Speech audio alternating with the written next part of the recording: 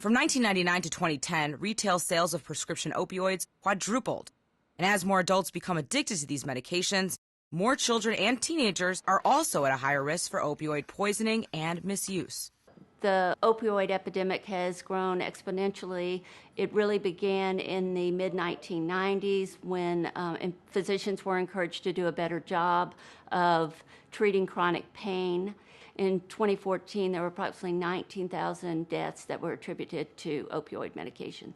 Dr. Julie Gaither and Dr. Deepa Kamingay and co-authors reviewed the U.S. pediatric hospital discharge records of children and teens ages 1 to 19 from 1997 to 2012. They identified more than 13,000 children and teens who were hospitalized for opioid poisonings within that time frame. They also looked at 15 to 19-year-olds who were hospitalized for heroin poisonings. The study appears in JAMA Pediatrics.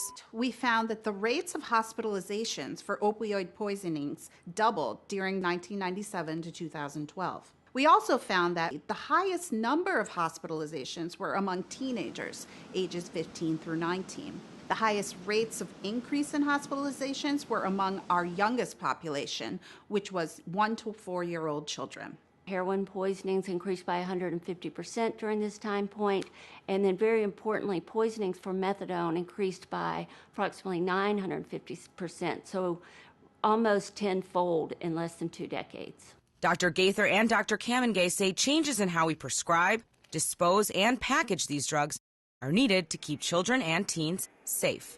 Our national conversation has focused on how to improve the treatment and prevention of opioid misuse and abuse. But we also hope that this conversation focuses on how to safeguard children from this epidemic. Laura Berger, The JAMA Report.